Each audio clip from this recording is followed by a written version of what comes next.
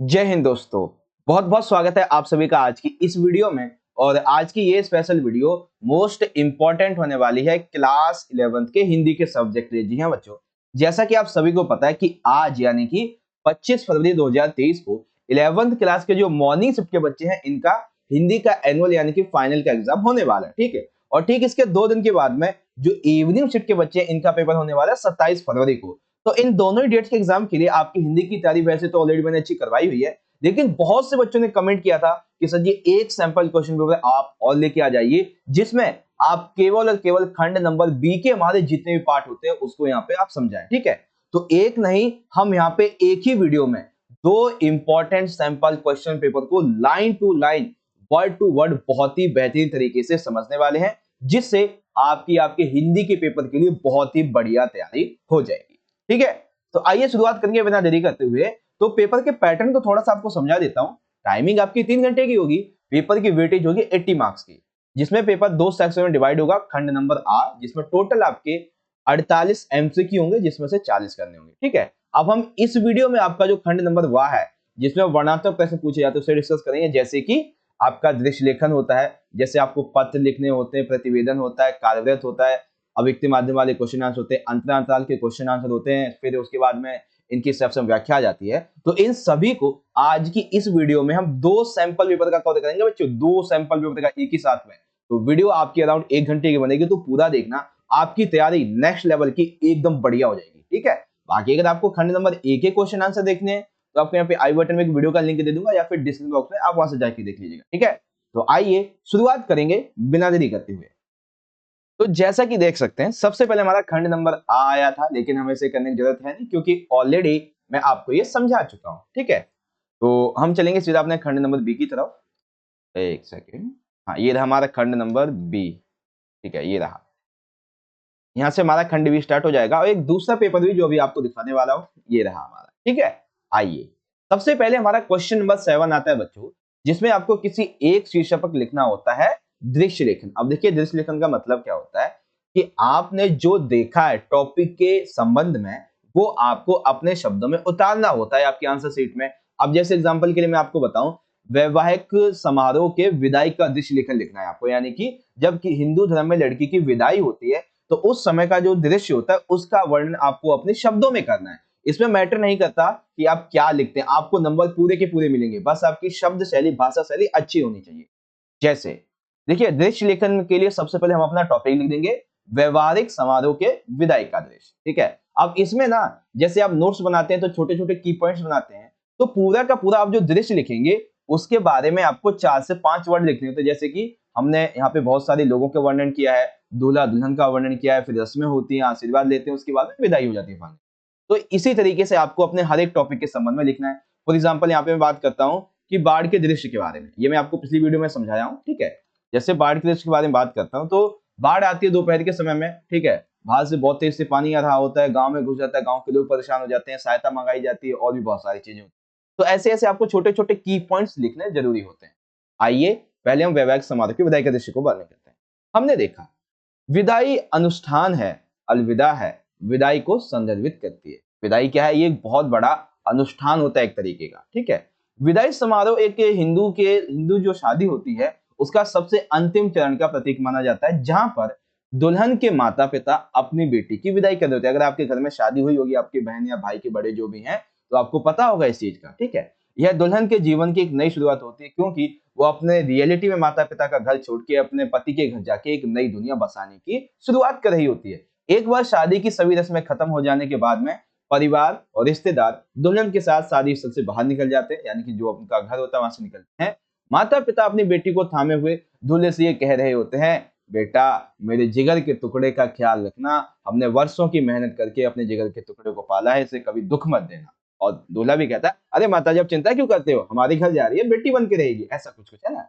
उसके बाद अधिकतर हिंदू धर्म में दहलीज को पार करने से पहले दुल्हन अपने माता पिता के घर की ओर सिर के ऊपर से 3 बार चावल और सिक्कों की मुट्ठी फेंकते हैं। यह हिंदू धर्म की रीति होती है। ठीक है, वह अपने माता पिता को गले लगाती है और आगे के नए जीवन के लिए उनके जो बड़े बुजुर्ग होते हैं उनसे आशीर्वाद लेने के लिए पैर भी छूती है। कहीं पे होते हैं कि लड़कियां पैर छूती हैं, कहीं पे होते हैं नहीं भी छूती हैं। ठीक है, विदाई समारोह में अंतिम अनुष्ठान इस अवसर के लिए अच्छी तरह से सजाए कार में। अंतिम अनुष्ठान क्या होता है कि जो दूल्हा दूल्हा होता है उसकी जो कार होती है उसको अच्छी तरीके से सजाया जाता है और उसके बाद में लड़के और लड़के को दूल्हा दुल्हन को उस कार में बिठा दिया जाता है। कुछ लोग होते हैं फिर कार में जाके दूल्हा के पैर छूते हैं, आशीर्वाद जो है उससे देते हैं, लेते तरीके से। दुल्हन के भाई जो है चचेरे भाई, ये अपनी किस्मत की कामना करने और वैवाहिक जीवन की अपनी नई यात्रा को दंपत्ति को आगे बढ़ने के लिए कहते हैं और डोली में उसकी विदाई को संपन्न कराते हैं। फिर चाहे देखो पहले तो डोलियां चला करती थी लेकिन अब तो कार चलती है, मतलब जो भी है तो वो चलती है। उसके बाद में लिख देंगे चलिए ठीक हो गई, विदाई हो गई। अब उसके बाद आ जाएगा यहाँ पे कट टू। अगर आपने ये कट टू नहीं लिखा तो आपका 5 में से आधा नंबर कट जाएगा, आधा नंबर गारंटेड। तो आपको कट टू बाद में जरूर लिखना, ठीक है। उसके बाद में बाढ़ का दृश्य की बात कर लेते हैं। तो एक बड़ा क्षेत्र जलमग्न हो गया था। तेज रफ्तार से बहते पानी के अनेक पेड़ पौधे, खेत खलियान, मकान उसमें सब समाते चले गए। तेजी से पानी अंदर चला जा रहा था, जिसमें बहुत सारे जो पशु थे उनकी यानी मवेशी वगैरह की लाशें तैर रही थी। डोंगे में सवार लोग अपने जरूरी सामान को लेकर इधर उधर जा रहे थे, चप्पू चला रहे थे परेशानी में, ठीक है। लोग आसपास की ऊंची ऊंची छतों पर चढ़ रहे थे लेकिन फिर भी वो बाढ़ जो थी उन छतों को ढा लेके जा रही थी। रेडियो पर, समाचार बुलेटिन पर और छत पर बहुत सारे लोग जो थे वे सहायता का इंतजार कर रहे थे। लोग डोंगे में बैठ के फोन से अपनी स्थिति को लोगों तक पहुंचा रहे थे, हमारी स्थिति ऐसे, हमारी मदद करो, ऐसा कुछ कुछ। और आसमान में से हेलीकॉप्टर के आने की आवाज आती है तो वो खाने का सामान वगैरह फेंकते हैं, लोगों को वहां से लेके जाते हैं, कुछ ऐसी सी बातें होती है, ठीक है। तो ये आपका दृश्य लिखन होता है, सिंपल, ठीक है। दो पेपर के दृष्टिकोण समझ गए। अब बारी आती है हमारे अगले पार्ट की, क्वेश्चन नंबर 8 की। क्वेश्चन नंबर 8 में देखिए सबसे पहला प्रश्न क्या होगा कि राजकीय वरिष्ठ माध्यमिक बाल विद्यालय कड़कड़डूमा नई दिल्ली, इसमें 5 अध्यापक के पद रिक्त हैं, हिंदी अध्यापक यानी कि हिंदी टीचर के इसमें 5 जो पद हैं वो यहाँ पे रिक्त हैं। आपको अपनी योग्यताएं बताते हुए इस पद की नियुक्ति के लिए स्कूल प्रिंसिपल को आवेदन पत्र लिखना है। यानी कि हमें क्या करना है, सबसे पहले आवेदन पत्र लिखना है। और दूसरा पत्र है बच्चों, हमें लिखना है किसके लिए, अपने राज्य के सचिव को पत्र लिखना है, किस संबंध में, विद्यालय स्तर पर सैनिक शिक्षा को अनिवार्य करने के संबंध, ठीक है।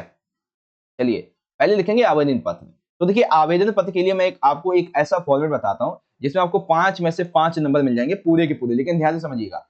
लिखेंगे पहले अपना एड्रेस, हमें एड्रेस दिया तो ठीक है, नहीं तो हम लिख देंगे परीक्षा भवन काका रोड नई दिल्ली, इस तरीके से। आज डेट है 25 फरवरी, जिस दिन मॉर्निंग शिफ्ट का पेपर है। प्रति किस लिए, क्योंकि उन्होंने कहा है हमें मतलब व्यक्ति चाहिए पढ़ाने के लिए, तो हम उसमें प्रति जवाब दे रहे हैं उनका, ठीक है। तो माननीय प्रिंसिपल, राजकीय वरिष्ठ माध्यमिक बाल विद्यालय कड़कड़डूमा नई दिल्ली। विषय क्या है हमारा, विषय हमारा हिंदी अध्यापक पद हेतु आवेदन पत्र, ठीक है। अब चाहे आपका हिंदी अध्यापक आ जाए, इंग्लिश अध्यापक आ जाए, स्कूल रिसेप्शनिस्ट आ जाए, होटल मैनेजर आ जाए, मार्केटिंग रिप्रेजेंटेटिव, जो भी टॉपिक आए वो आप यहाँ पे लिख देंगे, सिंपल सा, ठीक है। उसके बाद में मान्यवर नैतिक समाचार पत्र में दिनांक 24 फरवरी को प्रकाशित विज्ञापन से यह ज्ञात हुआ कि राजकीय वरिष्ठ माध्यमिक बाल विद्यालय में हिंदी अध्यापक के कुछ पद रिक्त हैं। मैं स्वयं को इस पद के उम्मीदवार के रूप में प्रस्तुत कर रहा हूँ और मैं आपको यह आश्वस्त करता हूँ कि यदि आप मुझे पढ़ाने का मौका देंगे तो मैं अपना कार्य पूर्ण लगन से करूंगा, परिश्रम और निष्ठा से करूंगा, ताकि आपके स्कूल का रिजल्ट और अच्छा रहे। आशा है आप मेरे आवेदन पर ध्यानपूर्वक विचार करेंगे। मैं अपनी शैक्षिक योग्यताओं के बारे में, कार्य अनुभव के बारे में आदि जो विवरण है उसके लिए एक रिज्यूम दे रहा हूं आपको, आपकी सहायता के लिए। ये चीजें होती है, ठीक है। तो अब देखिए आपका चाहे कोई सा भी टॉपिक आ जाए, इस पूरी की पूरी लाइन में से आपको क्या चेंज करना है, at the end only one thing, that is your authority and topic, ठीक है ना। अथॉरिटी यानी कि कंपनी, स्कूल, एनजीओ जो भी आ जाता है उसका नाम, और आपका जो पद है बस वो चेंज करना है। बाकी का पूरा आप ये एज इट इज लिख देंगे, पूरा का पूरा, ठीक है। भवदीय संलग्न क्या क्या है, सेवरेज दे रहे हैं, शैक्षणिक प्रमाण की जो प्रमाण पत्र इनकी प्रतिलिपियां और पासपोर्ट साइज का आकार। सेवरेज में क्या लिखेंगे, नाम, पिता का नाम, जन्म तिथि, स्थायी पता। अब आती है शैक्षिक योग्यताएं। तो शैक्षिक योग्यताएं दो तो आप सभी में कॉमन लिख देंगे, क्या क्या, 10वीं और 12वीं, सीबीएसई यूपीएससी, मतलब सीबीएसई यूपीएससी तो अलग बात हो जाती है, सीबीएसई आरबीएसई यूपी बोर्ड देखिए इस तरीके से 2015-17 में 80-90% के साथ में। अब जो आपका टॉपिक है उसके संबंध में आपको कम से कम 2 बातें लिखनी है, 2 डिग्रियां लिखनी है। जैसे कि हिंदी की बात हो रही है, हिंदी अध्यापक के लिए हिंदी ऑनर्स किया है दिल्ली विश्वविद्यालय से 2020 में 70% के साथ।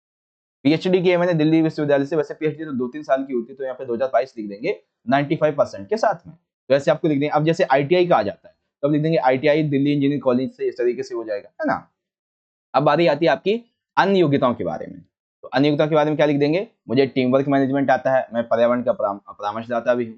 और कार्य तो क्या है, तो भाई मैंने ना 2 साल तक नम्रता पब्लिक स्कूल धुंधरा प्रदेश में 2 साल तक काम किया है।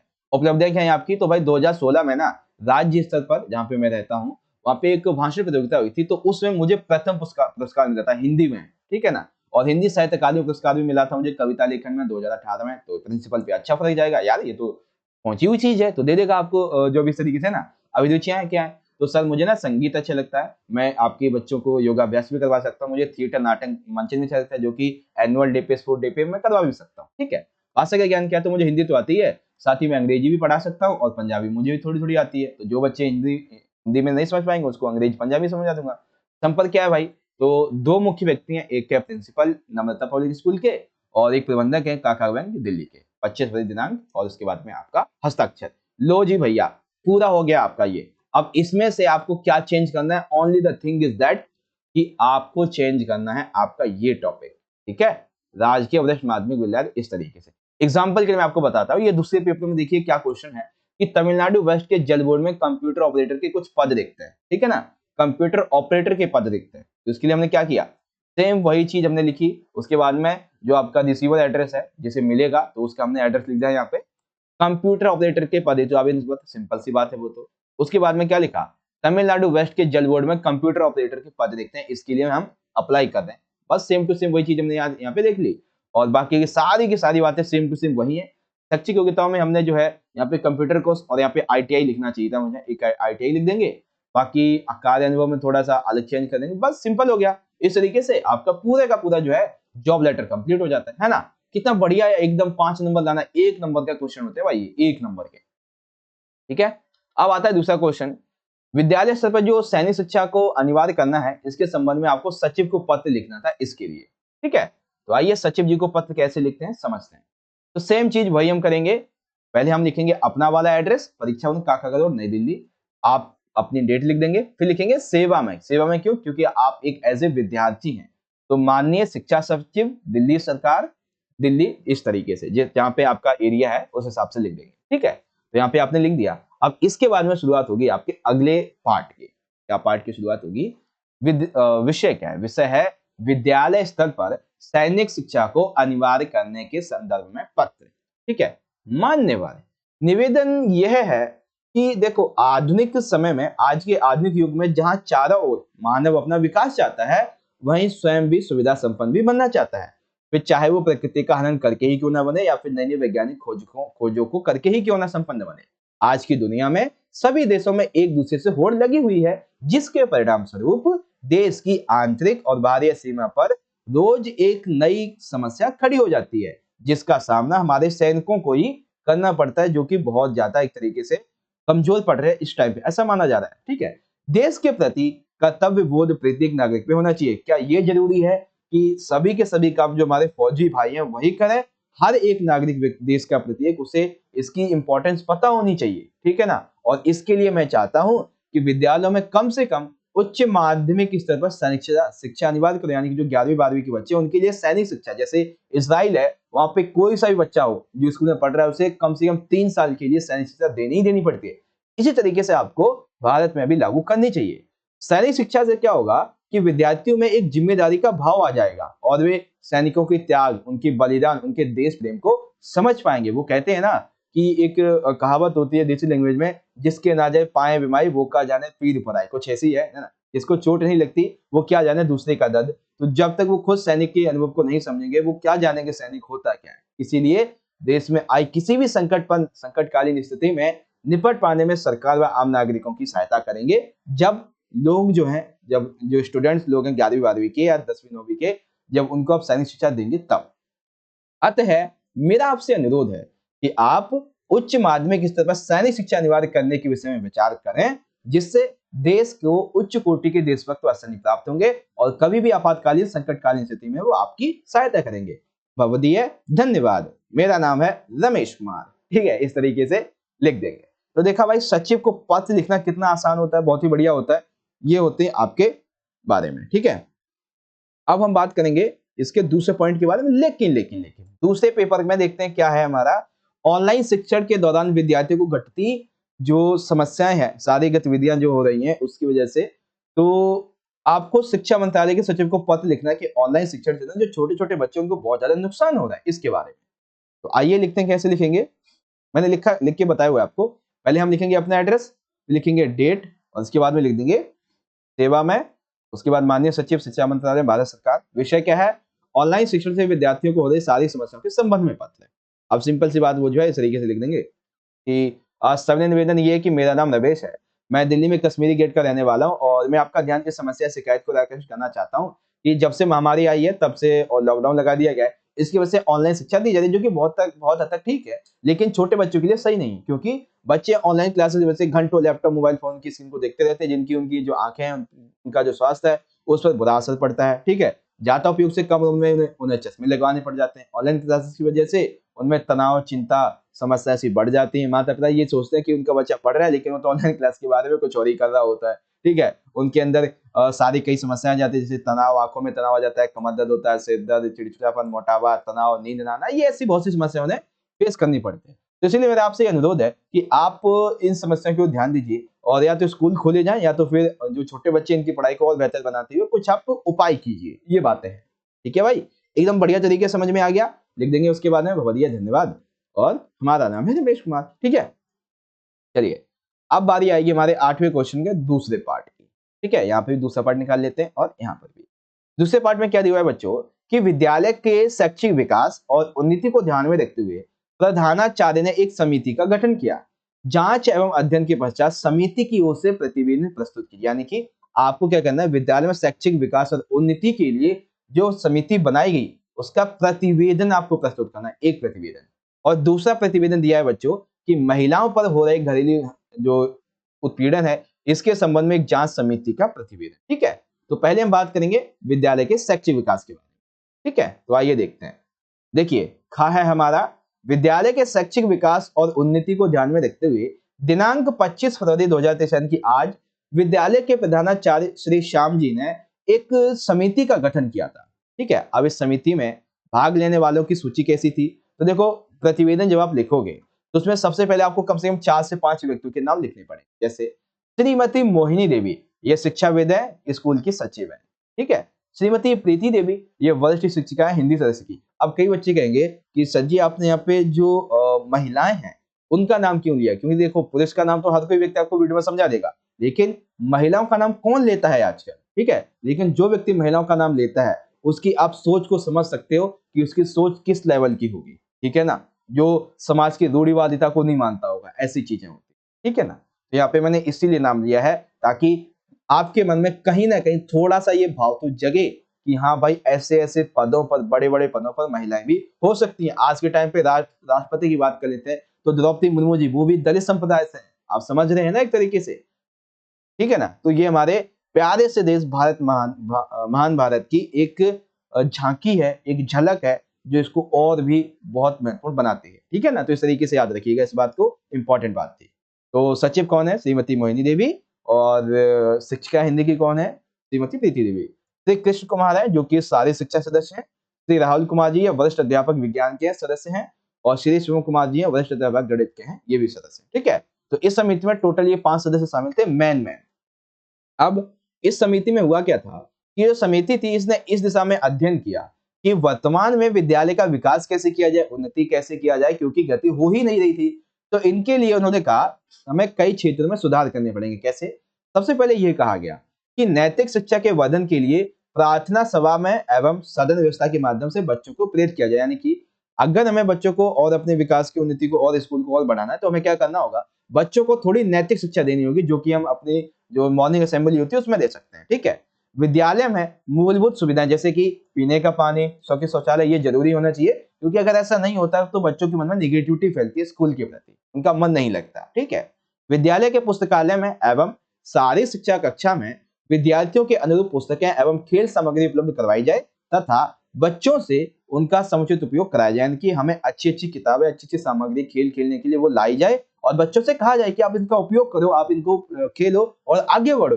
हमें उन्हें प्रेरित करना चाहिए। ठीक है, विद्यालय में कंप्यूटर शिक्षा का प्रावधान किया जाना चाहिए ताकि हमारे बच्चे जो है स्कूल के वो नेक्स्ट लेवल तक पहुंच सकें। ठीक है, परंतु हमारे यहाँ पे क्या है कि जो शिक्षक है कंप्यूटर के वो नहीं है, तो हमें क्या करना होगा, कंप्यूटर के शिक्षक को लाना होगा। ठीक है, और छात्र के विकास के लिए हमें हर महीने में 15 दिन में या फिर 2 महीने में छात्रों के जो पेरेंट्स हैं, अभिभावक हैं, उनके संपर्क रखना होगा कि आपका बच्चा कैसे पढ़ रहा है इसके बारे में, ठीक है।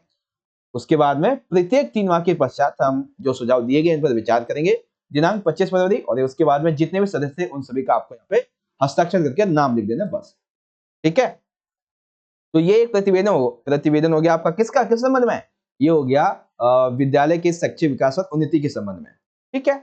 अब दूसरा प्रतिवेदन आ जाता है बच्चों यहाँ पे महिलाओं के उत्पीड़न पर हो रहे अत्याचार के संबंध में जांच समिति का प्रतिवेदन, ठीक है। तो आइए समझते हैं कैसे लिखेंगे। ओके, वैसे तो मैं आपको समझा चुका हूँ पहले ही, तो यहाँ पे अब आपको समझाऊंगा नहीं, सीधा आपको दिखा देता हूँ, ठीक है।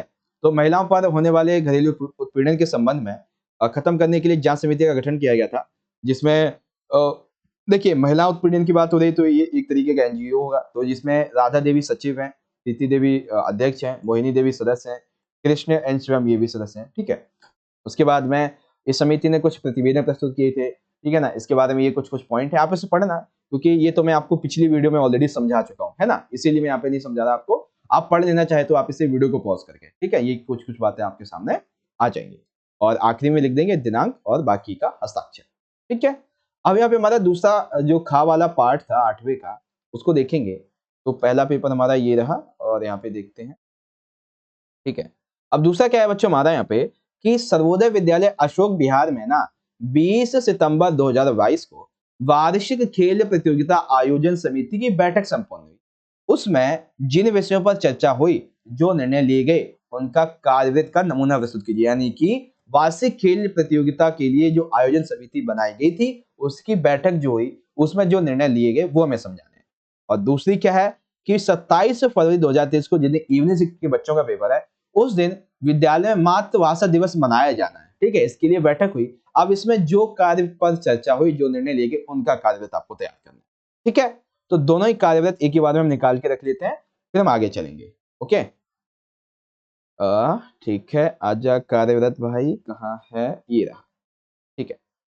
देखिए हाँ, सबसे पहले हम बात करेंगे किस संबंध में, जो वार्षिक खेलकूद प्रतियोगिता आयोजन समिति थी इसके संबंध में। तो लिखेंगे विद्यालय के प्रधानाचार्य का चयन की प्रिंसिपल ऑफिस में दिनांक 25 फरवरी 2023 को सुबह 10 बजे वार्षिक खेलकूद प्रतियोगिता आयोजन के लिए एक बैठक संपन्न हुई थी। इसमें बैठक के जो व्यक्ति थे उनके नाम इस तरीके से हैं, नाम लिखने मैंडेटरी आपको। श्रीमती मोहिनी देवी प्रधानाचार्य, दादा देवी शारीरिक शिक्षिका, प्रीति देवी, श्रीमती सोनी देवी, कृष्ण कुमार, राहुल, शिवम, इस तरीके से एसएमसी सदस्य वगैरह ये सारी चीजें आ जाती हैं, ठीक है। अब यहाँ पे जब बैठक प्रारंभ होती है, तो बैठक शुरू होने से पहले जो हमारे स्कूल के प्रधानाचार्य जी थे, इन्होंने बैठक के इन सभी सदस्यों को स्वागत किया उनका, और ये कहा कि पिछली जो बैठक हुई थी उसका वार्तालाप किया, इससे पहले किसी भी टॉपिक पे जो बात होती वो की उन्होंने, ठीक है। अब जो सामान्य चर्चा हुई, तो सचिव के द्वारा बैठक में ये बताया गया कि हम विद्यालय में एक वार्षिक खेल प्रतियोगिता का प्रस्ताव रखते हैं, अगर आप समर्थन करते हैं तो हाँ कहें। तो सभी जो सदस्य होते हैं इसका समर्थन करते हैं। अब अध्यक्ष महोदय कहते हैं कि हम 15 नवंबर 2021 को, एक सेकंड देखो, एक चीज यहाँ पे मिस्टेक कर दी मैंने, क्या कि सर जी देखो यहाँ पे मैंने डेट लिखी है 25 फरवरी की, ठीक है ना। तो अब जो प्रतिवेदन ये जो कागज है, इसका मतलब क्या है कि जो आपके स्कूल में किया जाना है वो तो अब आगे जाके होगा, महीने 2 महीने बाद में। तो हम यहाँ पे क्या डेट लिख सकते हैं, हम यहाँ पे 25 मार्च 2023 लिखेंगे, ठीक है। डेट यहाँ पे रहूंगा 25 मार्च 2023 लिखेंगे। तो इसको हम क्या मनाएंगे, खेलकूद प्रतियोगिता आयोजित करेंगे। अब इसके लिए काफी विचार विमर्श किया गया, तो ये कहा गया कि अगर हमें प्रतियोगिता को सही अच्छी तरीके से हमें बनाना है, तो हमें कई समितियों का गठन करना पड़ेगा, जिसके लिए सबसे पहली समिति के लिए अनुमोदन आया कि खेलों के चयन के लिए क्या क्या खेल इसमें ऐड किए जाएंगे, उसकी चयन की समिति, निर्णायक मंडल समिति, पुरस्कार समिति और जलपान। देखो खेल चयन हो गया, फिर जीता कौन, पुरस्कार किसने बांटा, और जो सदस्य वगैरह होंगे उनको जलपान कौन कराएगा, इसके लिए समिति, ठीक है। उसके बाद में अब उपयुक्त समितियां अपने से संबंधित गतिविधियों के सफल संचालन हेतु अपनी अपनी साप्ताहिक बैठक करेंगे और सचिव पूरे कार्यकाल की रिपोर्ट तैयार करेंगे। अंत में धन्यवाद ज्ञापित होता है। अब आ जाएंगे हस्ताक्षर, ठीक है। अब इसी तरीके से जो आपकी दूसरी थी कि सर्वोदय विद्यालय अशोक विहार में नई दिल्ली मातृभाषा दिवस मनाने हेतु जो बैठक है उसके बारे में, ठीक है। तो लिखेंगे विद्यालय के प्रधानाचार्य कक्ष में दिनांक 25 फरवरी 2023 को प्रातः 10 बजे वार्षिक मातृभाषा दिवस के आयोजन से संबंधित बैठक संपन्न होती है। बैठक में भाग लेने वाले सदस्यों की सूची निम्नलिखित है। कौन कौन, वही फिर से प्रधानाचार्य वगैरह की बात आ जाएगी, ठीक है ना, ये नाम लिख देंगे कुछ कुछ। अब आगे क्या लिखेंगे, तो आगे लिख देंगे कि जब बैठक शुरुआत होती है तो बिना जाने सभी का स्वागत किया और निर्णय पर बातचीत की। सामान्य जब चर्चा हुई तो ये कहा गया कि हम ना मातृभाषा दिवस मनाना चाहते हैं, तो सभी ने इसका समर्थन किया। फिर ये कहा गया कि 10 मार्च 2023 को मनाएंगे, फिर ठीक है। उसके बाद में ये कहा गया कि कुछ समितियों का गठन करते हैं कि इसमें क्या भाषा, कविता, कहानी, नाटक चयन समिति बनाई गई। कौन जीतेगा, जो पार्टिसिपेशन होगा उसके लिए पुरस्कार कौन बांटेगा, जलपान समिति, इस तरीके से बनाई गई थी। ठीक है। उसके बाद में समिति अपनी साप्ताहिक बैठक करेंगे, सचिव पूरे कार्यकाल की रिपोर्ट बनाएंगे, बस हो गया कंप्लीट। ठीक है ना। तो एक ही साथ मैंने आपको दोनों के दोनों ही पॉइंट अच्छे तरीके से समझा दिए हैं। ठीक है बच्चों, आई होप बढ़िया तरीके से आपको समझ में आ गया होगा। अब आता है हमारा क्वेश्चन नंबर 9 में पूछे गए हमारे अविक्त माध्यम के 2-2 नंबर के 2 क्वेश्चन और इसमें भी हमारे 2-2 नंबर के 2 क्वेश्चन। ठीक है, देखिए क्या है, पत्रकारिता के प्रकार लिखिए। तो पत्रकारिता के 5 प्रकार हैं, लेकिन 2 नंबर का प्रश्न है तो 2 लिखने होंगे, लेकिन फिर भी मैं आपको 3 समझा दूं। ठीक है, सबसे पहली पत्रकारिता होती है बच्चों खोज परख। अब ये खोज परख कैसी पत्रकारिता होती है, ऐसी पत्रकारिता जिसमें बिल्कुल गहराई से गहराई छानबीन करके उन तथ्यों को, उन सूचनाओं को, उन बातों को सामने लाया जाए जिन्हें दबाने या फिर छुपाने का बहुत प्रयास किया जाता हो। ठीक है, उसको खोज परख पत्रकारिता कहते हैं। और इसी का दूसरा नाम होता है बच्चों स्टिंग ऑपरेशन। क्या होता है, स्टिंग ऑपरेशन। ठीक है, फिर आती है विशेषीकृत। विशेषीकृत का मतलब ये होता है कि किसी एक टॉपिक के संबंध में, जैसे संसदीय विशेषज्ञ के संबंध में, न्यायालय यानी कि कानून के विषय संबंध में, आर्थिक, खेल, विज्ञान, अपराध, फैशन, फिल्मों से संबंधित पत्रकार उस क्षेत्र की विशेषज्ञता प्राप्त हो उसी पर। जैसे किसी को संसदीय विशेषज्ञता प्राप्त है तो संसद के का उसके बारे में पत्रकारिता करेगा, किसी को आर्थिक यानी कि देश की इकोनॉमी के बारे में, किसी को फैशन के बारे में, फिल्मों के बारे में, तो किसी एक पर्टिकुलर के बारे में करेगा, इसी को विशेषीकृत पत्रकारिता बोलते हैं। ठीक है, अब तीसरा है वॉच डॉग। अब देखिए वॉच डॉग एकदम कुत्ते की तरह निगाह रखते हुए, यानी कि जब मीडिया, लोकतंत्र का चौथा स्तंभ मीडिया, सरकार के कामकाज पर ऐसी पैनी नजर रखती है कि गलती से भी अगर थोड़ा सा उसने गड़बड़ी की तो उसका पर्दाफाश करती है, जनता के समझ आते हैं, इसी को वॉच डॉग पत्रकारिता कहते हैं। ठीक है, हालांकि इसका संबंध इस तरीके से ही है कि कुछ भी गड़बड़ी हुई, पैनी नजर रखी, बस आगे जनता के बाहर, इसी को बोल देते हैं। ठीक है, अब डायरी लेखन के एक व्यक्ति के लिए क्या क्या फायदे हो सकते हैं, तो भाई डायरी लेखन के एक नहीं दो नहीं बहुत से फायदे होते हैं। क्या क्या फायदे सर, सबसे पहला फायदा ये होता है कि जब हम अपनी डायरी लिखते हैं तो इसमें हम अपनी खुद की निजी बातों को लिखते हैं, तो डायरी लेखन से हम खुद को बेहतर तरीके से समझ पाते हैं। साथ ही डायरी में हमारे अंदर जमा हो रहे दुख, हमारे अंदर जमा हो रहे जो बेसिकली नकारात्मक तत्व हैं, उसको हम अपने शब्दों के माध्यम से डायरी में उतार सकते हैं। और ये रियलिटी है कि आपने कहावत सुनी होगी, एक चीज बांटने से बढ़ती है और एक चीज बांटने से कम होती है। जैसे ज्ञान बांटने से बढ़ता है और दुख बांटने से कम होता है। ठीक है ना, तो उसी तरीके से दुख को जब आप बांटते हैं, किसी के साथ में शेयर करते हैं, लिखते हैं, तो वो कम हो जाता है, और ज्ञान को जितना आप लिखेंगे, जितना ज्यादा लोगों को बताएंगे, उतना ज्यादा बढ़ेगा। ये चीज होती है। ठीक है, हमें अपने गुणों और अवगुणों का ज्ञान होता है, क्योंकि हम इसमें अपनी निजी बातों को अच्छे तरीके से लिखते हैं, तो हमें अपनी कमियां भी इससे पता चल जाती हैं, तो हम उन कमियों को दूर भी कर सकते हैं। ठीक है, डायरी से बेसिकली हम अपनी आत्मा से साक्षात्कार करते हैं कि भाई तेरा चरित्र कैसा है। ठीक है, और साथ ही डायरी के माध्यम से हम अपने अतीत का स्मरण करते हैं। जैसे अभी आप जैसे 11वीं में है, तो आप 18 या 20 साल के होंगे ज्यादा से ज्यादा, आप अभी से डायरी लिखना शुरू कीजिए, और जब आप 40 से 45 साल के हो जाएंगे ना, उस टाइम पे आप डायरी को पढ़ना, आपकी आंखें आंसुओं से छलक आएंगी, क्योंकि आप कहोगे वाह क्या मेरी स्कूल लाइफ थी, क्या मेरा बचपन था जब मैं इतनी मजे लिया करता था। आज तो मैं चलने के लिए एक तरीके से दूसरे का सहारा मुझे लेना पड़ता है। वो क्या ही दिन थे जब मेरे बचपन के दिन थे, दोस्तों के साथ में जाता था, मजे लेता था, टीचर को अलग अलग नाम से चिढ़ाता था, कुछ कुछ ऐसा है ना। ये देखो स्कूल लाइफ ना एक गोल्डन पीरियड होती है आपके लिए, इसके मजे लो लेकिन पढ़ाई भी करते चलो। ठीक है ना, ठीक है भाई, तो समझ में आ गया आप सभी को। देखिए वीडियो के बीच बीच में कुछ कुछ आपको मैं अच्छी अच्छी मोटिवेशंस बातें बता देता हूँ, जिससे आपका इंटरेस्ट बना रहे, है ना। अब आगे बात करेंगे संचार के किन्हीं 4 तत्वों को समझाइए। भाई ये बहुत ही अच्छा सा प्रश्न है, मैं आपको समझा चुका हूँ।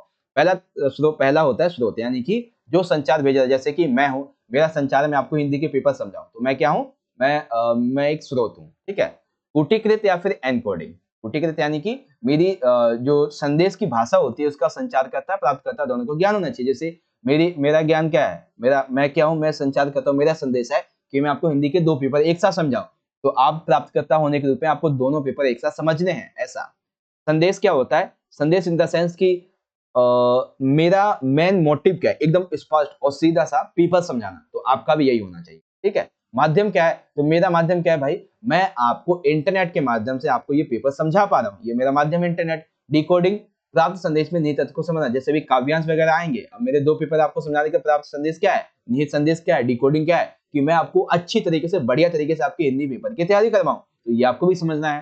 फीडबैक क्या होता है, अब अगर आप सभी को वीडियो अच्छा लगा है, आपको समझ में आ रहा है सारी बातें, तो आप अपना फीडबैक दें, मुझे समझाइए कि हाँ सर आपने जो समझाया था वो अच्छे तरीके से समझ में आ गया, नहीं आया तो भी बताएं, क्योंकि दोनों फीडबैक तो दोनों चीजें आती हैं। अब शोर क्या है, शोर एक तरीके से रुकावट है, जैसे संचार रुकावट क्या हो सकती है, आपकी बैटरी फोन की लो हो जाए, ठीक है, आपका नेट पैक खत्म हो जाए, इस तरीके से। मैं तो नहीं कहूंगा कि हो जाए, है ना। उसके बाद में ये मानसिक हो सकता है, तकनीकी या भौतिक हो सकता है, मन ना करे वीडियो देखने का, आप देखते देखते बोर भी हो जाए, वैसे तो मैं होने नहीं देता, ठीक है, अगर हो भी जाते तो मैं क्या कर सकता हूँ, ये चीजें होती है, ठीक है। अब उसके बाद में अगला क्वेश्चन क्या था, अगला था भाई कि नाटक और फिल्म फिल्म की जो पटकथा है इसमें अंतर मैं समझाना, ठीक है।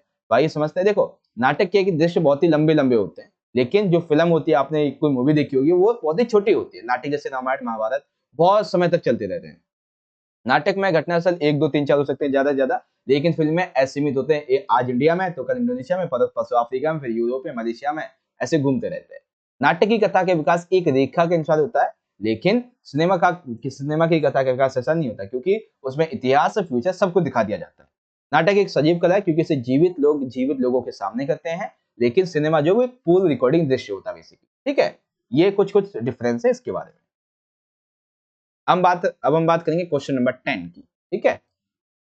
क्वेश्चन नंबर 10 में आपके दो नंबर के 2 प्रश्न है, 3 है, मतलब 2 करना है, 2 का आंसर देना है। क्या है कि पहला है कि माँ की आंखें पड़ाव से पहले ही तीर्थ यात्रा की बस के 2 पंचर पहिए हैं, कैसे समझाइए। तो देखेंगे, कवि सुदामा पांडे धूमिल ने कहा कि उसकी माँ की जो आंखें हैं ये तीर्थ यात्रा के बस के 2 पहिए, अर्थात ये पड़ाव शब्द का प्रतीकात्मक है, कि वह अब मृत्यु का प्रतीक है। कि पड़ाव शब्द क्या दर्शाता है, ये मृत्यु का प्रतीक है, और 2 पंचर पहिए का जो प्रतीकात्मक है वो है ज्योति विहीन आंखें। देखो आंखें पड़ाव से पहले ही, पड़ाव क्या है, ये मृत्यु का प्रतीक है, और 2 पंचर पहिए यानी कि उनकी आंखें जो उनमें रोशनी नहीं है, ठीक है। अपेक्षित गंतव्य तक ना पहुंचने की यातना पंचर पहिए से व्यक्त होती है, ये सारी चीजें, ठीक है। देव की हंसी की चोट है, हंसी की चोट सवैये में किन 5 भौतिक तत्वों का वर्णन है, और वियोग में वे तत्व किस प्रकार से विदा ले रहे हैं। तो आइए समझते हैं। हंसी की चोट सवैये में कवि ने इन 5 तत्वों का वर्णन किया है। सबसे पहले वायु तत्व, जल तत्व, अग्नि तत्व, शरीर तत्व और आकाश तत्व, ठीक है। नहीं, शरीर तत्व कोई शरीर तत्व नहीं होता, भूमि तत्व होता है, उसके बाद आकाश तत्व। तो वायु तत्व कैसे विदा हो रहा है, क्योंकि नायिका जो है वो नायक के प्रेम में कैसी हो रही है, वियोग में चल रही है, वियोग में उसे तेजी से सांसें आ रही हैं, अब तेजी से सांसें ले रही है, इसी की वजह से उसका वायु तत्व विदा हो रहा है एक तरीके से। जल तत्व, अब वो वियोग में रो रही है तो आंसू बह रहे हैं, तो जल तत्व उसके शरीर से विदा हो रहा है। अग्नि तत्व, अब शरीर से तेज मिटने से अग्नि तत्व चला जा रहा है, अग्नि यानी कि उसके शरीर से क्या हो रहा है कि जब वो दुखी होती है तो तेज मिटता चला जाता है, इसीलिए अब वो कमजोर हो रही है तो भूमि तत्व खत्म होता जा रहा है। केवल और केवल बचा है तो आकाश तत्व, जो किस चीज का प्रतीक होता है, आशा का प्रतीक होता है, ठीक है। ये चीजें हैं। अब तीसरा क्वेश्चन क्या था भाई, तीसरा क्वेश्चन हमारा ये है कि लाला के मन में उठने वाली दुविधा को अपने शब्दों में लिखिए। तो लाला के मन में शाम के समय उठने वाली दुविधा क्या होती है, वो ये सोचता है कि उसके जीवन में दीनता, दुख, उत्पीड़न न जाने कहां से उसके पीछे पड़ा है। एक डायलॉग सुनाओ दादा, ये दुख काहे खत्म नहीं होता बे, है ना, कुछ ऐसा ही लाला भी सोचता है, ये दुख काहे खत्म नहीं होता बे, इतना गरीब रहता हूं मैं, ऐसा कुछ है ना। उसके मन में खुशी क्यों नहीं है, वह अपने परिजनों के लिए सुख सुविधाओं को क्यों नहीं जुटा पाता। वह सोचता है कि समाज में शोषण क्यों है, क्या कोई ऐसी व्यवस्था हो सकती है जिसके माध्यम से हम ये जो हमारे गुण है ये इनको प्राप्त कर सके और लोगों तक इन्हें पहुंचा सके, क्या कुछ ऐसा हो सकता है। ये सारी चीजें, ठीक है। अब आएगा क्वेश्चन नंबर 11, लेकिन इससे पहले हम बात करेंगे 10 की इस बारे में। जाग तुझको दूर जाना कविता किसे संबोधित करते हुए लिखी गई है। तो जाग तुझको दूर जाना कवित्री जो है महादेवी वर्मा, इन्होंने देशवासियों को स्वतंत्रता संग्राम में बढ़ चढ़कर भाग लेते हुए कहा है जागरण गीत के संबंध में कि अरे देश के आलस्यवासियों तुम जागो, अब तुम्हें देश को आजाद कराना है, तुम्हें यहाँ पे अपना ज्यादा से ज्यादा योगदान देना है, क्योंकि अब तुम्हारा देश आजाद होने को है। अगर तुम्हारे पथ में कोई बाधा आती है तो उसे तोड़ो और आगे बढ़ो। कबीर ने हिंदुओं और मुसलमानों के विषय में क्या क्या बाहरी आडंबरों की बात की है। तो कवि जो है वो हिंदू मुसलमानों के दोनों के बाहरी आडंबरों के बारे में बात कहते हैं कि इन दोनों ने बाहरी आडंबरों को धर्म समझ रखा है। जैसे ये धर्म की वास्तु स्वरूप को जानते नहीं है। फॉर एग्जाम्पल हिंदू जो है वो वर्ण भेद में विश्वास रखते हैं। उच्च वर्ण का व्यक्ति निम्न वर्ण को बहुत ही गलत मानता है, कहता है ये छुआछूत की भावना है, ठीक है, उसे बर्तन तक छूने नहीं देता है।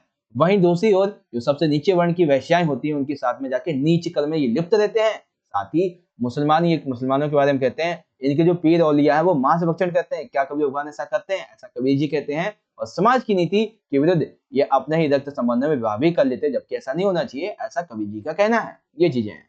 एंड लास्ट क्वेश्चन कि सूरदास श्रृंगार और वात्सल्य के अद्वितीय कवि हैं। इस संबंध में बताइए कृष्ण को सुजान कौरव ने क्यों कहा गया? आइए समझते हैं। सूरदास श्रृंगार और वात्सल्य के अद्वितीय कवि हैं। इन्होंने कृष्ण भक्त एक सेकेंड कृष्ण भक्त कवियों में उनका स्थान सर्वोपरि है। उन्होंने सूर सागर नामक अमर काव्य की रचना भी की। सुजान का अर्थ होता है बच्चों चतुर, और कनौड़े का अर्थ होता है कृपा से दबे रहने वाला। तो कृष्ण को सुजान कनौड़े इसलिए कहा है क्योंकि मुरली के अधीन होकर वो एक टांग पर खड़े होकर कभी भी मुरली बजाते रहते हैं, यानी कि वो मुरली की कृपा के अधीन है, ऐसा कहा जाता है, इसीलिए इनको सुजान कनौड़े कहा गया। ठीक है, आइए अब हम बात करेंगे जो हमारी सेप्शन व्याख्या होती है इसके बारे में। अच्छा, एक चीज यहाँ पे, ये शायद मैं एक काव्यांश लेना भूल गया। काव्यांश आपका देखो यहाँ से है ये वाला। बांध लेंगे क्या तुझे ये मोम के बंधन संजीले, पंथ की बांधा बनेंगे तितलियों के पर रंगीले, विश्व का क्रदन भुला देंगी मधुर की मधुर गुनगुन, क्या डुबा देंगे तुझे ये फूल के दल ओस गीले, तू न अपनी चाह को अपने लिए कारा बना, जाग तुझको दूर जाना। ठीक है, आइए इसकी व्याख्या समझेंगे। बेसिकली यहाँ पे मैं लिखना भूल गया, बाकी आपको यहाँ पे समझा देता हूँ। देखो, एक सेकेंड। हाँ ठीक है, हम देखो क्या करेंगे। सबसे पहले हमारी ये जो चार वर्ड है, एक तो बांध लेंगे क्या, और उसके बाद में जाग तुझको दूर जाना। ठीक है ना, तो पहले हम ये दो वर्ड लिखेंगे, बांध लेंगे क्या और जाग तुझको दूर जाना, इस तरीके से। फिर लिखेंगे संदर्भ कि प्रस्तुत पंक्तियां कक्षा 11 की जो किताब अंतरा है, इसके काव्य जाग तुझको दूर जाना से अवतरित है, जिसकी कवित्री है महादेवी वर्मा जी। महादेवी वर्मा के अनुसार संसार के समस्त बंधन क्षण भंगुर हैं और पल भर में नष्ट होना ही इनकी नियति है। इसीलिए संबंधों की खातिर मानवता की बलि नहीं चढ़ाई जा सकती है। इसीलिए महादेवी वर्मा जी कहती हैं, अब आएगी आपकी इसकी व्याख्या। क्या कहती हैं? महादेवी वर्मा जी कहती हैं कि संसार के सारे बंधन मोम की तरह हैं, थोड़ी सी आंच पाते ही पिघल जाएंगे। ये सारे बंधन देखने में भले ही सुंदर क्यों ना हो, लेकिन इनका कोई असली अस्तित्व नहीं है, स्थायी नहीं है, यह कभी भी नष्ट हो सकते हैं। जो सुंदर संसारिक प्रलोभन है, वे केवल शोभा बढ़ाने की खातिर है। हम यदि अपने कर्म पथ से विचलित होकर इन तितलियों के सौंदर्य में, यानी कि जो सुंदरियां होती हैं, इनके सौंदर्य में डूब जाएंगे, तो फिर हमारी देश की मानवता का क्या होगा? यह समूचा विश्व हमारी तरफ बड़ा ही उत्कंठता की तरह देख रहा है कि हम इस मानवता के लिए उसकी पीड़ाओं को दूर करने के लिए कुछ ऐसा करेंगे जिससे कि समूचा विश्व लाभान्वित होगा। प्रकृति की सारी यह सुंदरता, भौरों का सुंदर गान, पुष्पों का सौंदर्य, सुगंध, ये सब कुछ मात्र एक क्षण के लिए है। और इसीलिए यदि हम बहुत थक गए हों तो 2 पल इनके आगोश में विश्राम कर सके। इसलिए हे मानव, इस समूचे सौंदर्य को छोड़ो, तुम आगे बढ़ो, क्योंकि तुम्हें इस मानवता के निश्चित कुछ और नहीं, इस मानवता की निमित्त कुछ बड़ा करना है, यानी मानव के जन्म के रूप में तुम्हें कुछ बड़ा करना है। यह तब संभव है जब इन सारे मोह के बंधनों को तुम मुक्त कर सकोगे। ठीक है, व्याख्या क्या है? विशेष क्या है? विशेष है शुद्ध संस्कृतनिष्ठ तत्सम शब्द एवं खड़ी बोली का उपयोग। गुण ओज है, वीर इसका उपयोग है, शैली है गीत वाली, शब्द अलक्षण है, अलंकार है, मधुर की मधुर गुनगुन में अनुप्रास। ठीक है, ओके, तो ये आपकी ये जो यहाँ से इतनी जो पार्ट था ना ये वाला, ठीक है, अभी आप समझ गए होंगे। अब इसी में दूसरी हमारी जो कविता है वो मैं आपको पिछली वीडियो में समझा चुका हूं, मैं आपको दिखा देता हूँ। एक सेकेंड। ठीक है, सिमटा पंख सांझ की लाली, जा बैठी है उत्तर शिखरों पर, ताम्र पीपल से शतमुख झते चंचल स्वर्णिम निर्झर। तो इसी तरीके से हम क्या करेंगे, पहले 3 से 4 वर्ड वही लिख दिए, के बाद में प्रस्तुत पंक्तियां कक्षा 11 की किताब अंतरा की काव्य जो संध्या के बाद है, इससे अवतरित हैं, जिसके कवि हैं सुमित्रानंद पंत जी। यहाँ पे प्रस्तुत पंक्तियों ने जो सुमित्रानंद पंत जी हैं, इन्होंने सूर्यास्त के बाद में ग्रामीण परिवेश का वर्णन किया है। जैसे कवि कहते हैं कि संध्या के बाद कवि ने संध्या को एक पक्षी के रूप में चित्रित किया, और ये उन्होंने कहा है कि संध्या रूपी पक्षी अपने पंखों को समेटकर लाली के साथ पेड़ की शाखाओं पर जा बैठा है, अर्थात अब सूर्य भी धीरे धीरे अस्त होने जा रहा है, सांझ की लाली सिमटनी शुरू हो गई है। अब ये लाली पेड़ के ऊपर फुनगियों पर दिखाई दे रही है, जिसके कारण पेड़ के पत्ते ताम्र रंग के दिखाई दे रहे हैं। तांबे के रंगों के पत्तों के समान सैकड़ों मुख वाले झरने सुनहरी धाराओं में बह रहे हैं। झरनों के जल पर पीला प्रकाश होने के कारण ताम्र वर्ण के वे दिखाई दे रहे हैं और सूर्य छुपने के बाद में ये दृश्य और भी मनमोहक लगने लगता है। बस आ जाएंगी आपकी विशेषताएं क्या है कि कवि ने संध्या का मानवीकरण किया है, भाषा खड़ी बोली है, शांत रस है, छंदमुक्त है और अलंकार है इस तरीके से। ठीक है।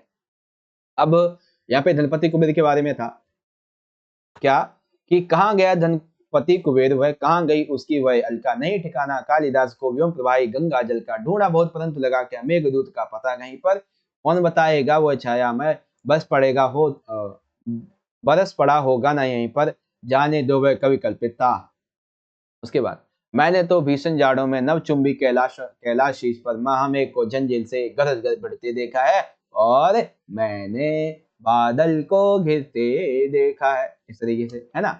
अब आ जाएगी इसकी व्याख्या करेंगे। पहले 3-4 बातें, मतलब 3-4 पहले के और आखिरी के कहां से ली गई हैं। बादल को घिरते देखा से कौन कवि है, नागार्जुन जी है। क्या बताया गया है, तो कालिदास के द्वारा जो रचित महाकाव्य मेघदूत है इसको कल्पित बताने की बात की गई है। ठीक है। अब कैसे कल्पित बताते हैं, कवि जो है वो ये कहते हैं कि कवि निराशा के स्वर में कहता है कि ना जाने धनपति कुबेर जिसने यक्ष को निर्वासन दंड दिया था वो कहाँ चला गया है, उसकी वैभव वाली जो नगरी थी अलकापुरी वो कहाँ चली गई, उसका कोई नामो निशान नहीं है।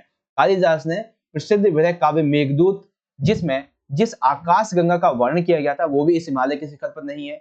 उस आकाश गंगा को वो कहीं देख ही नहीं पाते हैं। मेघदूत के पात्रों व स्थलों का उसने देखने का खोजने का प्रयत्न किया, उसे नहीं मिलता है। और साथ ही मेघदूत बनकर अलकापुरी भेजा जाता था, वो मेघदूत भी वहां पे नहीं है, वो सिर्फ और सिर्फ एक तरीके का वहां पे पर्वत दिखाई दे रहा है। तो इसीलिए कवि कहता है कि ये जो बात कही गई है कालिदास के द्वारा ये सभी कल्पना वाली है। मैंने सिर्फ और सिर्फ गगन चुंबी कैलाश पर्वत पर मेघ खंडों को, तूफानों को हवा से टकराते हुए देखा है, बस।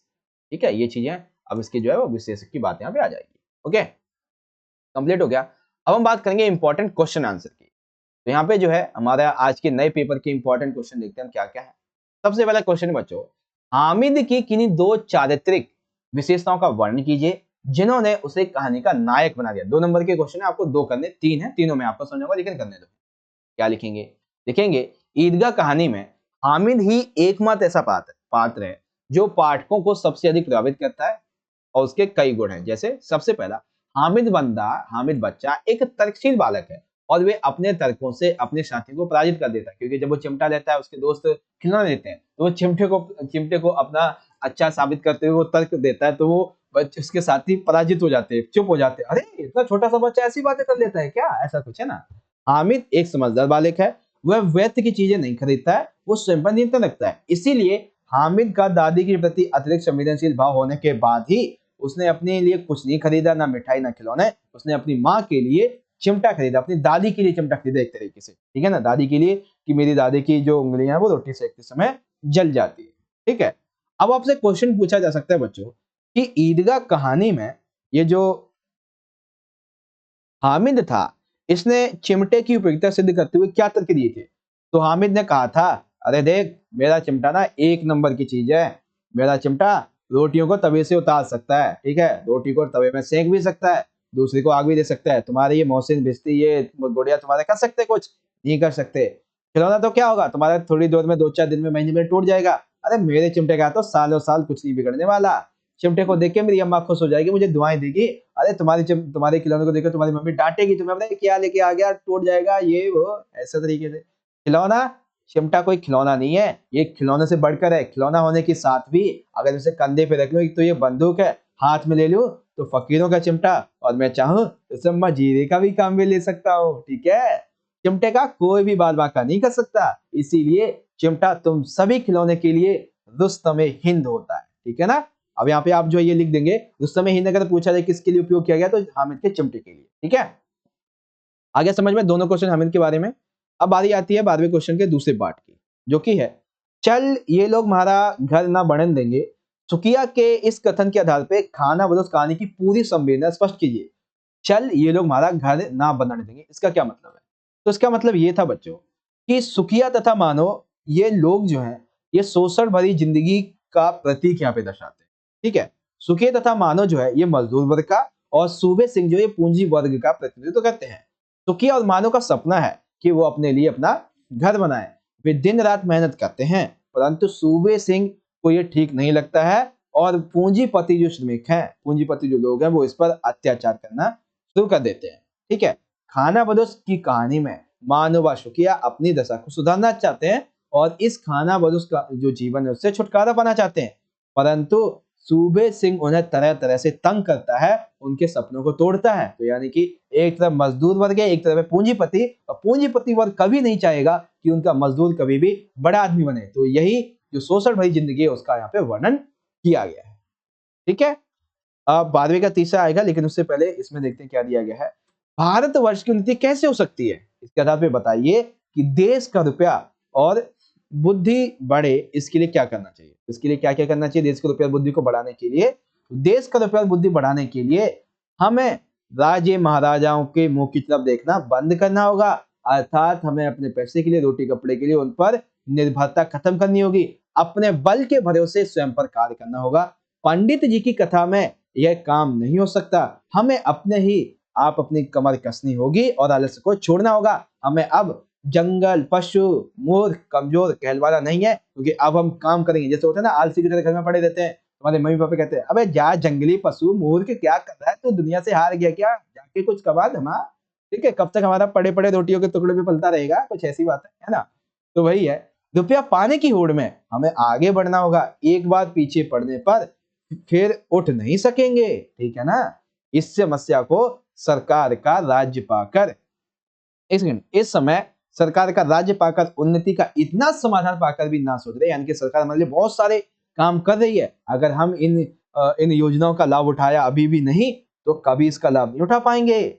यह सुधार भी ऐसा हो तो सभी क्षेत्रों में उन्नति हो। हमें ऐसी सभी बातों को छोड़ना होगा जो हमारी उन्नति के रास्ते में कांटे बिछाती हैं। हमें अपने सुख को होम करना होगा, हमें अपने आलस्य को त्यागना होगा, ये चीजें हैं यहाँ पे। ठीक है, अब बात करते हैं अगले क्वेश्चन की। तो अगला क्या है कि गूंगा दया या सहानुभूति, या नहीं, गूंगा जो है वो दया नहीं चाहता, सहानुभूति नहीं चाहता, वो चाहता है तो सिर्फ और सिर्फ अधिकार। आप ये बात कैसे कह सकते हो? तो हम ये बात कई संकेतों के माध्यम से कह सकते हैं। गूंगा ने कई ऐसे संकेत किए जिसके माध्यम से वो कहता है कि मुझे सहानुभूति नहीं चाहिए, दया नहीं चाहिए, मुझे तो समाज में अधिकार चाहिए। ठीक है, क्यों? क्योंकि गूंगा कहता है कि जो अधिकार होता है ये अपनत्व से उपजता है। चमेली उसे दया करके अपने पास रख लेती है, लेकिन गूंगा उसे अपनापन समझने की भूल कर बैठता है, वह उससे अधिकार चाहता है। तब चमेली पुत्र ममता में गलत अपनी संतान का साथ देती है, तो उसकी अधिकार की भावना का अर्थ होती है कि अरे गलती तो तेरे बेटे की है, तू डांटना तुझसे चाहिए, तू डांटनी मुझे रही है, और अपने बेटे को जो है चुचका रही है, पुचका रही एक तरीके से, है ना। तो अब उससे प्यार दे रही है, ये तो गलत बात है। तब गूंगा ये कहता है कि नहीं, मुझे तो अब अधिकार चाहिए, दया या सहानुभूति की मुझे कोई जरूरत नहीं है। चमेली के इस पक्षपात जो व्यवहार था, इसके प्रति तिरस्कार गूंगे की आंखों में स्पष्ट दिखाई दे रहा था, और वो चाहता था कि अधिकार उसे मिले, क्योंकि गूंगे के अनुसार अधिकार ही है जो उसे प्रेम की भावना दिलाएगा, जो उसे समाज में मान सम्मान दिलाएगा, जो उसे समानता का भाव दिलाएगा। इसीलिए वो कहता है मुझे दया सहानुभूति मत दो, मेरे को कोई अधिकार दे दो, ये चीज है। अब अगली क्वेश्चन क्या है कि खाना और उस खाने की मूल संवेदना पर मैं आपको समझा चुका हूं ऑलरेडी। अब हम यहाँ पे बात करेंगे जो हमारी सबसे व्याख्या होती है चैप्टर वाली, उसके बारे में। ठीक है, तो सबसे पहले क्या है कि यह अप्रत्याशित नहीं कि भारत के सामाजिक विकास और बदलाव के आंदोलन में जिन 5 समाज सुधारकों के नाम लिए जाते हैं, उनमें महात्मा ज्योतिबा फुले के नाम शुमार नहीं है। इस सूची को बनाने वाले उच्च वर्णीय समाज की प्रतिनिधि हैं। ज्योतिबा फुले ब्राह्मण वर्चस्व और सामाजिक मूल्यों को कायम रखने वाली शिक्षा और सुधार के समर्थक नहीं थे।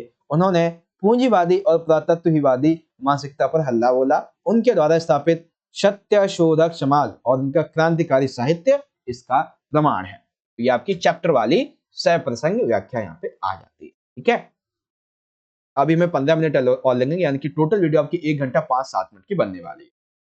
तो 3 से 4 वर्ड शुरुआत के, यह अप्रत्याशित नहीं, डैश अप्रत्याशित है नहीं, ये आखिरी में जो वर्ड है ना बच्चों, वो आएगा इसका प्रमाण है। ठीक है ना, इसका प्रमाण है, आखिरी में ये वर्ड आएगा। दोनों वर्ड मतलब एक ही बार में लिख दिए मैंने, है ना।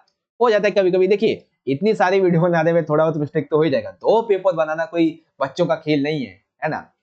संदर्भ, प्रस्तुत पंक्तियां कक्षा 11 की किताब अंतरा के पाठ ज्योतिबा फुले से अवतरित हैं, जिसके लेखक हैं अमरकांत जी हैं। ज्योतिबा फुले के लेखक अमरकांत जी हैं? एक सेकेंड, नहीं, ज्योतिबा फुले के लेखक अमरकांत जी नहीं है। ज्योतिबा फुले के जो लेखक हैं बच्चों, वो है सुधा अरोड़ा। कौन है? अरे यार, ये सही से लिख भी नहीं रहा है, एक सेकेंड। वो है सुधा अरोड़ा। कौन है? सुधा अरोड़ा है, ठीक है ना, अमरकांत नहीं, ये तो खाना बदोश कहानी के, ठीक है। कौन है? सुधा अरोड़ा जी। प्रस्तुत गद्यांश में लेखिका ने ज्योतिबा फुले के सामाजिक कार्यों की एक झांकी प्रस्तुत की। व्याख्या क्या लिखेंगे? पत्नी सिद्धेश्वरी। बेसिकली बच्चों, ये जो आपके लाइन है ना, ये वाली कहाँ गई?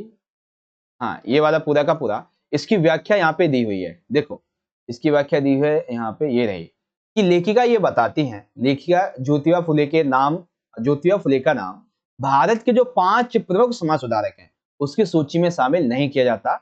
ये कोई अचानक घटित हुई घटना का प्रमाण नहीं है, क्योंकि ये भारत के समाज को प्रगति और परिवर्तन की दिशा में आगे बढ़ाने वाले ज्योतिबा फुले को इस सूची से विलय ज्ञान की अलग कर दिया गया है। वास्तव में उनके सराहनीय कार्य और महत्वपूर्ण भूमिका को जानबूझकर अनदेखा किया गया, क्योंकि इस सूची को, समाज सुधारकों की सूची को बनाने वाले जो लोग थे, वो ज्यादातर समाज के उच्च वर्ग के लोग थे। वो नहीं चाहते थे कि उनका प्रतिनिधित्व समाज से खत्म हो। उच्च वर्गीय समाज को प्रतिनिधित्व देने वाले ये लोग निम्न वर्गीय ज्योतिबा फुले को महात्मा अथवा समाज सुधारक मानने के लिए तैयार नहीं थे, क्योंकि ज्योतिबा फुले ब्राह्मण के एकाधिकारों को ऐसी शिक्षा पद्धति के विरुद्ध थे जो परंपरागत बनाए रखते थे। इसीलिए इनका नाम समाज सुधारकों की सूची में नहीं लिया जाता है। यही कारण है कि ज्योतिबा फुले ने पूंजीवादी और पुरोहितवादी जो मानसिकता है, इस पर तीव्र प्रहार किया। उन्होंने निम्न वर्ग को अधिकार दिलाने के लिए सत्य शोधक समाज की स्थापना की। वे ऐसा साहित्य रचा जिसमें उनके क्रांतिकारी विचार सम्मिलित थे। इनके माध्यम से उन्होंने अपने लक्ष्य के प्राप्ति के लिए संघर्ष किया और समाज सुधारकों के अपने प्रयासों का सबूत दिया। साहित्यिक सौंदर्य क्या है? साहित्यिक सौंदर्य है ज्योतिबा फुले के द्वारा सुधार के लिए किए गए प्रयासों का उल्लेख, उच्च वर्गीय लोगों द्वारा ज्योतिबा फुले की उपेक्षा की झलक, भाषा सरल और सहज, भाषा खड़ी बोली, शैली प्रभावशाली। कुछ इंपॉर्टेंट क्वेश्चन भी है, जैसे ज्योतिबा फुले का नाम समाज सुधारकों की सूची में क्यों नहीं लाया जाता? तो सूची को बनाने वाले उच्च लोग के थे, ये नहीं चाहते थे कि इनकी जो वर्चस्व है बड़े लोगों का, वो समाज से खत्म हो। और भी कुछ पॉइंट है, वो आप यहाँ से पढ़ लेना, ठीक है। ये तो एक अलग पार्ट हो गया। उसके बाद में ज्योतिबा फुले और सावित्रीबाई फुले जो थे, ये एक और एक मिलकर 11 कैसे हो गए? क्योंकि इन्होंने मिलकर और भी कई सारे बड़े बड़े कदम इन्होंने शुरू कर दी थी, इसीलिए वो, ठीक है। तो ये थोड़ा सा अलग पार्ट हो गया आपका। अब जो हमारा दूसरा पेपर था बच्चों, दूसरे पेपर में आपकी व्याख्या है ये वाली, खाना, वो जो आपका क्या बोलते हैं, दोपहर का भोजन वाली, ठीक है ना, कि मुंशी जी ने अपनी पत्नी की ओर अपराधी के समान देखा और रसोई की तरह देखते हुए कहा, कन की आंखों से देखा कि यार यहाँ पे तो कुछ नहीं दिख रहा मुझे। तो उन्होंने कहा कि रोटी रहने दो, पेट काफी भर चुका है, ऐसा करो कि थोड़ा सा गुड़ ले आओ, उससे शरबत बना के पी लेंगे, ऐसा कुछ, है ना। कसम तो फालतू में दे दी एक और रोटी की। तो यहाँ पे क्या है, मुंशी जी ने डैश डैश गुड़ का क्या होगा, ये कहा। कहाँ से ली गई है? दोपहर के भोजन से ली गई है, और लेखक है अमरकांत जी। तो प्रस्तुत पंक्तियों में लेखक ने क्या कहा है कि कहानी में गरीबी से जूझ रहे जो एक निम्न मध्यम वर्गीय परिवार है, उसकी कहानी है ये, और इस अंश में परिवार के मुखिया की जो मनोदशा है उसका वर्णन किया जाता है। कैसी मनोदशा है? पत्नी सिद्धेश्वरी जब मुंशी जी से बड़े लड़के की कसम दिलाकर एक और चपाती खाने के लिए आग्रह करती है, तो मुंशी जी कहते हैं, अरे यार ये क्या कर दिया, फालतू में कसम दे दी, पेट तो मेरा अच्छा भर ही गया था, नमकीन समकीन खाने का मन है नहीं। चलो ऐसा करो कि तुम ना एक काम करो, गुड़ देख लो अगर घर में पड़ा हो तो, अगर गुड़ होगा तो उसका शरबत बना के पी लेंगे और हो जाएगा, अब तुम्हारी कसम भी रह जाएगी, मेरा भी मन भर जाएगा इसी तरह। तो ये बातें थी। उसके बाद में रही बात विशेष की, तो भाषा सरल सहज अनुकूल है, पाठक के अंत तक बने रहने का पूर्ण सक्षम है, शैली संवात्मक है, प्रभावपूर्ण है, चित्रात्मक भाषा, इस तरीके से और भी एक आधी बातें हैं, ठीक है। तो ये कुछ बातें थी। अब आती है हमारी अगली पार्ट की भावना, जो कि है हमारी चैप्टर जो है हमारा, एक सेकंड, किताब है आपकी बेसिकली 3 नंबर का क्वेश्चन है, अंतरा वाली का। क्वेश्चन पहला ये है कि पाठ में मकबूल के पिता के व्यक्तित्व की कौन कौन सी बातें उभर कर सामने आती है? मकबूल के पिता की कौन कौन सी बातें हमारे सामने उभर कर आती हैं? तो भाई बहुत सी बातें हैं, मेनली 2 हैं जो आपको ज्यादा याद रखनी है, जिसमें सबसे पहले ये है कि मकबूल के पिता ने ये देखा कि जब से लेखक के दादा की मृत्यु हुई है, मतलब उसके बेटे के दादा की, उसके पिता की मृत्यु हुई है, तब से बेटा उनके कमरे से निकल ही नहीं पा रहा है, उनके दुख से निकल ही नहीं पा रहा है। तो उन्होंने उसके साथ में सख्ताई नहीं की, अरे क्या हो गया, चले गए तो चले गए, ये वो फलाना ढिमकाना, ऐसा कुछ नहीं। उनके साथ में प्रेम से व्यवहार किया और दुख को भुलाने के लिए उसे का दाखिला एक स्कूल में कराया, बोर्डिंग के स्कूल में करवा दिया। ठीक है, यानी कि उसका रवैया, इनके दादा पिता का रवैया अच्छा था। अपने बेटे की प्रतिभा को इन्होंने नष्ट नहीं होने दिया, चित्रकारी की प्रतिभा को, उसको पूरा समर्थन दिया। बेटे की कला देखकर वह काफी प्रसन्न हुए और बेटे का हौसला बढ़ाते हुए ऑयल पेंटिंग का सामान भी मंगवाया। इससे ये पता चलता है कि लेखक के पिता, मकबूल के पिता, जो कला की योग्यता पहचानने वाले व्यक्ति रहे थे। ठीक है, अब उसके बाद में नाना के घर में किन किन बातों का निषेध था और शरद को उन निषेध कार्यों को करना क्यों प्रिय लगता था, ये बातें हैं। ठीक है, तो देखो शरद के नाना जो थे ये बहुत ही सख्त थे। उनका मानना था कि बच्चों का कार्य केवल और केवल एक ही होना चाहिए, केवल और केवल पढ़ना। ठीक है, बच्चों को बहुत सी बातें करने से मना किया था, जैसे कि तालाब में नहाना, ये इसके लिए मना किया। ठीक है, पशुओं पक्षियों को पालना मना कर दिया, बाहर जाकर खेलने के लिए मना कर दिया, उपवन लगाना मना कर दिया, घूमना, पतंग, लट्टू, गिल्ली डंडा, इन सभी को लेकर मना कर दिया। जो उनकी बातें नहीं मानता था उसे बहुत ही कठोर दंड दिया जाता था। शरत स्वभाव से स्वतंत्रता पूर्वक जीने का इच्छुक था। नाना की शक्ति और रोग उसे बंधन लगाती थी। वह एक विद्रोही के समान सब बंधनों को तोड़ता था। बहुत ऐसे कार्य थे जो निषिद्ध थे, लेकिन फिर भी शरत उन कार्यों को करने में बहुत आनंदित होता था, इस तरीके। ठीक है, अब आपकी जो दूसरी वाली किताब उसमें देखते हैं कि दुकान पर बैठे बैठे मकबूल के भीतर का जो कलाकार था उसके किस कार्यकलापों से अभिव्यक्त होता है। तो कई कार्य थे सर जी, जैसे मकबूल दुकान पर बैठे बैठे ना ड्राइंग पेंटिंग करता रहता था, सारा ध्यान उसी पे लगाता था, क्योंकि भाई उसे गल्ले का जो पैसा वैसा होता था हिसाब, उसका उसको ज्ञान मुजवान याद रहता था। इसके साथ वह अपने आसपास में व्याप्त जीवन के लिए स्केच करता था, जैसे कि वो कभी कभी जो है आसपास उठने बैठने वाले लोगों का, ठीक है, इसमें घूंघट ओढ़े मेहतरानी का, पैंच वाली पगड़ी पहने गेहूं की बोरी उठाने वाले मजदूर का, सजिते के निशान का, दाढ़ी की पठान का। वाह क्या बात है, देखो घूंघट ओढ़े मेहतरानी का, पैंच वाली पगड़ी पहने गेहूं की बोरी उठे वाले मजदूर का, सिजदे के निशान का, दाढ़ी युक्त पठान का एवं बकरी के बच्चे का। एक तरीके से ये तो गाना बन गया ना। उसने एक फिल्म देखी थी जिसका नाम था सिंघड़। अब इस फिल्म से उसको देखने के बाद में आइडिया आया कि क्यों ना मैं भी ऑयल पेंटिंग स्टार्ट कर दूं। तो इसीलिए उसने अपनी सारी किताबें बेची और ऑयल पेंटिंग शुरुआत कर दी। और उसने पहली ऑयल पेंटिंग भी अपने उसकी जो दुकान थी चाचा मुराद अली की, उसी पर बैठकर उसने ये किया था। ये चीजें, ठीक है। तो वैसे तो आपका पेपर यहाँ पे कंप्लीट, यहाँ पे समझ में आ गया होगा। आपका पेपर वैसे तो ऑलरेडी कंप्लीट हो जाता है, लेकिन फिर भी अभी कुछ बच्चों का यहाँ पे डाउट रह जाता है अभिव्यक्ति माध्यम के क्वेश्चन आंसर के बारे में। तो वो एक बार मैं आपको समझा दूंगा ताकि आपके ना बहुत से डाउट अभिव्यक्ति माध्यम वाले वो कंप्लीट हो जाए। ठीक है, क्योंकि कई बच्चों को ना डाउट रह जाता है इस मामले में कि सर जी हमारे अभिव्यक्ति माध्यम की तैयारी नहीं हुई है। ठीक है, तो आइए देखते हैं। जैसे कि वैसे तो मैं आपको ऑलरेडी ये समझा चुका हूँ, आप याद रख लेना फिर भी।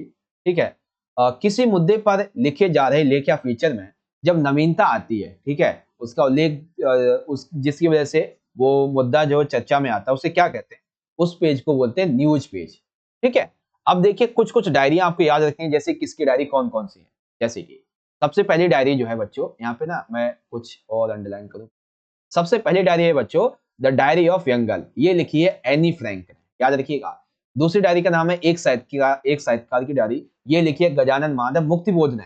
पैरों में पंख बांधकर, ये लिखी है राम वृक्ष बेनीपुरी ने। तो आप इन डायरियों को याद रखें, जो गलत है वो राहुल संकेतन की सुदूरदर्शी वाली है।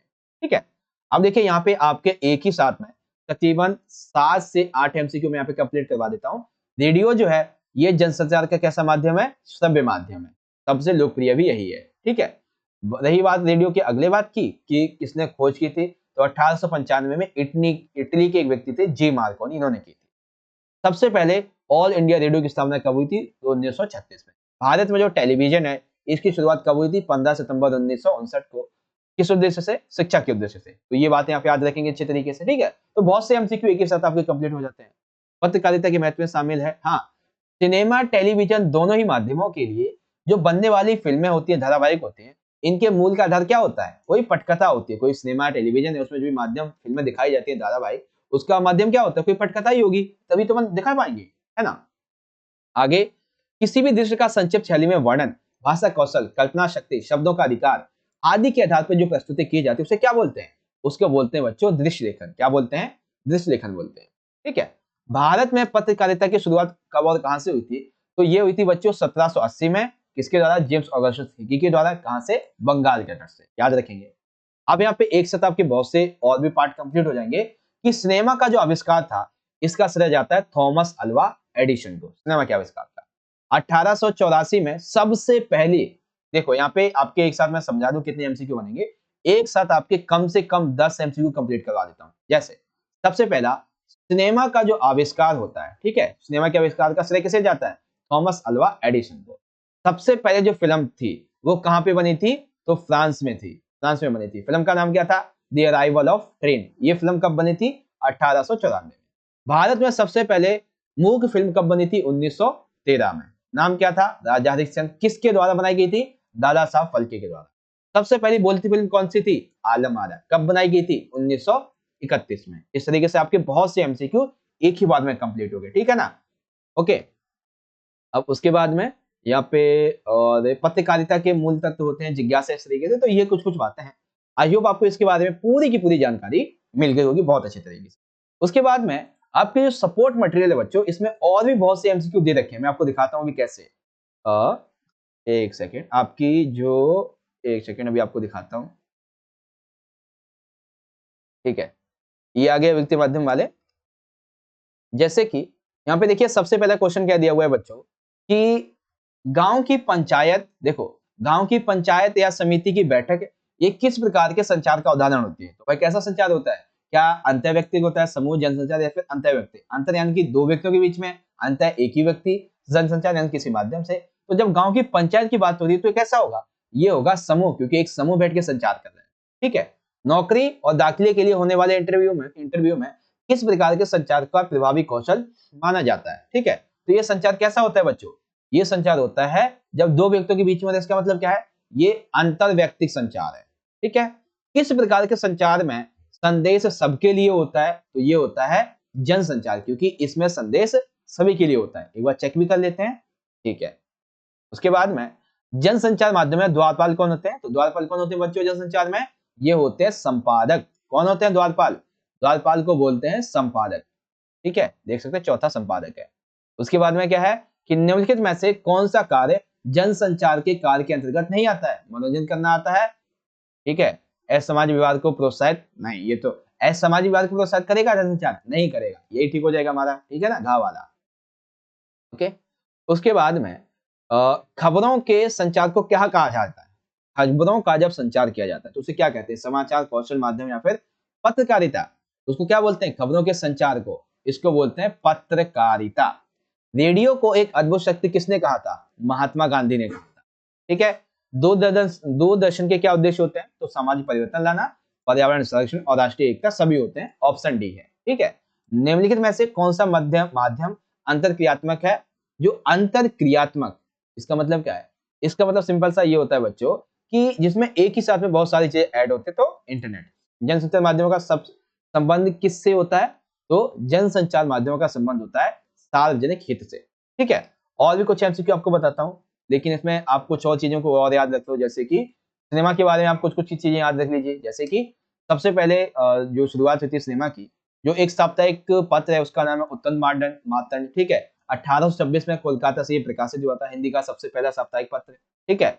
और साथ में यहाँ पे और भी कुछ कुछ बातें याद आपको याद रखनी है। फॉर एग्जाम्पल के लिए रेडियो के बारे में बता दिया, टेलीविजन के बारे में आपको बता चुका हूँ। ठीक है। और उसके बाद मैं सिनेमा के बारे में बता ही चुका हूँ, इंटरनेट का हो ही चुका है आपके लिए। और भी कुछ एक आधा बच जाता है एमसीक्यू तो उससे भी कुछ पत्रकारिताएं आ जाती हैं, बड़े-बड़े क्वेश्चन, जैसे कि पत्रकारिता के आयाम क्या-क्या होते हैं, इन सारी चीज़ों को, पत्रकारिता के प्रकार क्या था, ये सारी चीज़ें। तो देखो जितना हो सकता था मेरी तरफ से मैंने आपको बढ़िया से बढ़िया तरीके से यहाँ पे समझा दिया, ठीक है? बाकी आप सभी को आज की ये वाली वीडियो कैसी लगी? आप सभी मुझे कमेंट बॉक्स में, ठीक है? सभी बच्चे आप एक साथ मुझे कमेंट बॉक्स में बताइएगा कि सर जी आज की आपको जो मेरी वीडियो कैसी लगी, और साथ ही अगर आपको वीडियो अच्छी लगी है तो ज्यादा से ज्यादा इस वीडियो को लाइक करें, क्योंकि आप जितना ज्यादा लाइक करेंगे उतना ज्यादा हमारा और मोटिवेशन बढ़ता है ऐसी वीडियोस को बनाने के लिए। कमेंट कीजिए, लाइक कीजिए और अपने सभी दोस्तों के साथ उस वीडियो को ज्यादा ज्यादा शेयर कीजिए। बाकी आप सभी को मॉर्निंग और इवनिंग शिफ्ट के बच्चों को मेरी तरफ से ऑल द बेस्ट। एग्जाम अच्छे से करके आना, फोड़ करना एकदम, ठीक है? मिलेंगे नेक्स्ट वीडियो में, तब तक के लिए आप पढ़ते रहिए, अपना ख्याल रखिएगा। धन्यवाद। जय हिंद, वंदे मातरम।